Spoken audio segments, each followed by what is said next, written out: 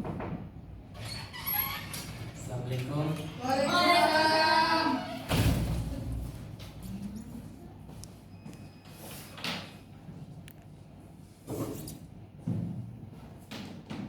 Apa kabar adik-adik sekalian? Baik, Pak. Baik. Pada kesempatan kali ini kita akan melanjutkan pembelajaran kita pada minggu lalu. Ada yang tahu materi kita pada minggu lalu?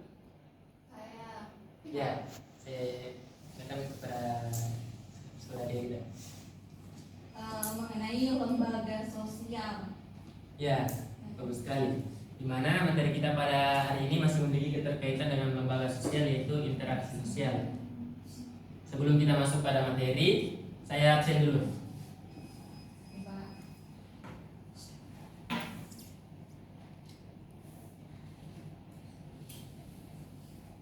Syahrul, Hadir Pak.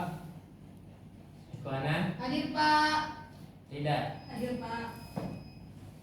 Mawar. Hadir, Pak. Selanjutnya saya persilakan kepada ketua kelas untuk memimpin doa sebelum pelajaran dimulai. Oke, sebelum kita belajar, marilah kita berdoa sesuai dengan agama dan keyakinan kita masing-masing. Berdoa dimulai. Berdoa selesai.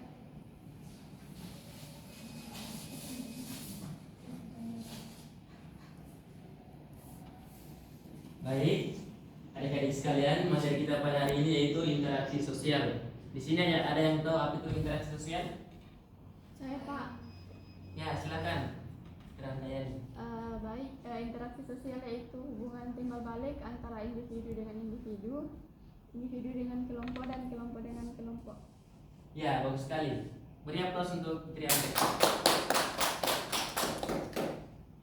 Sebagaimana tadi yang dijelaskan oleh Kerandayani, bahwasanya interaksi sosial itu adalah hubungan timbal balik antara berupa aksi dan reaksi yang terjadi antara dua orang atau lebih, di mana disertai dengan adanya komunikasi dan kontak sosial hingga menimbulkan pengaruh timbal balik.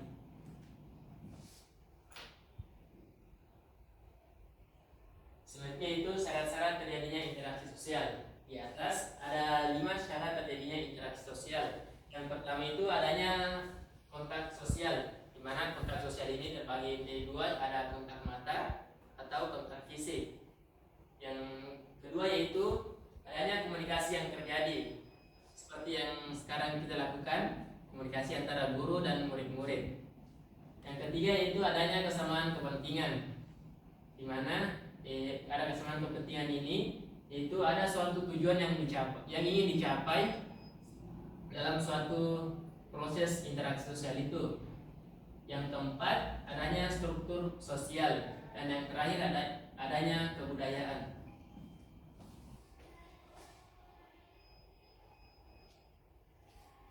Berikutnya, di sini ada yang tahu bentuk-bentuk interaksi sosial? Baik. Bentuk-bentuk interaksi sosial itu terbagi menjadi dua. Yang pertama itu bentuk interaksi sosial asosiatif, di mana bentuk interaksi sosial asosiatif ini yang mengarah kepada hal-hal positif, di mana contohnya itu ada kerjasama, akomodasi, asimilasi, dan akulturasi.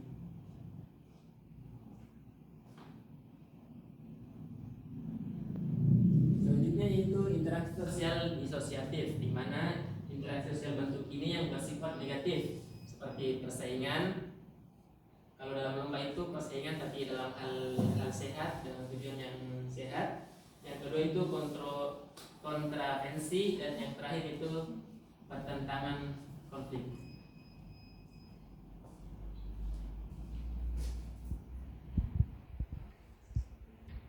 Ya, setelah adik-adik memperhatikan materi yang tadi yang Bapak jelaskan,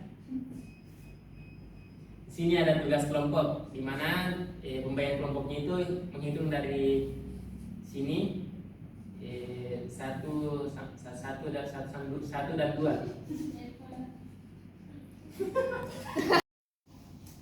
Di mana pembagian materinya itu adik-adik menghitung dari angka 1 dan 2. Dimulai dari ujung sini. 1, 2, 1, 2, 1, 2, 1, 2. 1. Ya. Silakan adik-adik bergabung dengan kelompoknya masing-masing, di mana tugasnya itu kemukakan contoh dari bentuk-bentuk interaksi sosial dalam masyarakat. Saya beri waktu 15 menit untuk mengerjakannya. iya Pak. Ya, setelah diskusi dengan kelompoknya, saya silakan kepada adik-adik sekalian untuk memaparkan apa hasil diskusi adik-adik di depan kelas. Baik Pak. Ya, silakan kepada kelompok 2. Baiklah, saya di sini sebagai perwakilan dari kelompok 2 di mana kami akan memaparkan hasil diskusi kami berupa bentuk-bentuk interaksi sosial dalam masyarakat, di mana kami mengangkat bentuk interaksi sosial disosiatif, perselisihan, di mana dua atau lebih pihak memiliki perbedaan pendapat atau kepentingan yang tidak dapat diselesaikan dengan mudah. Contohnya perselisihan antara suami dan istri, dan perbedaan politik antara partai. Kemudian yang kedua yakni konflik, di mana perselisihan yang semakin intens dan memicu konfrontasi fisik atau verbal. Contohnya di mana perkelahian antar warga, kemudian perang antar negara. Sekian dan terima kasih. Ya, bagus sekali jawaban dari kelompok 2. Mari aplaus. Selanjutnya kelompok 1 saya silakan untuk memaparkan hasil diskusinya.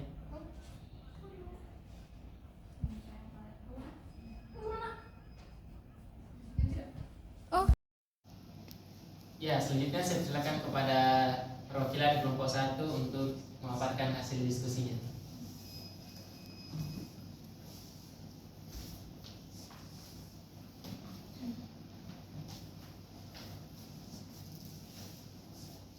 Baik, saya dari perwakilan kelompok 1. Saya akan menjawab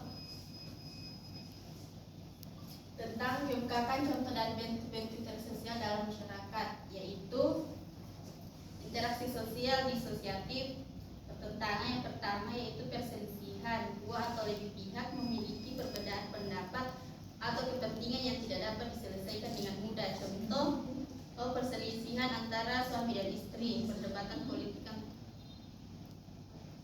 Yang kedua yaitu konflik, perselisihan yang semakin intens dan memicu konfrontasi fisik atau verbal. Contoh yaitu perkelahian antar warga, perang antar negara.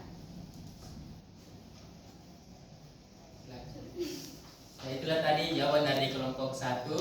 Beri aplaus untuk kelompok 1. Sepertinya tadi ada kesamaan jawaban dari kedua kelompok.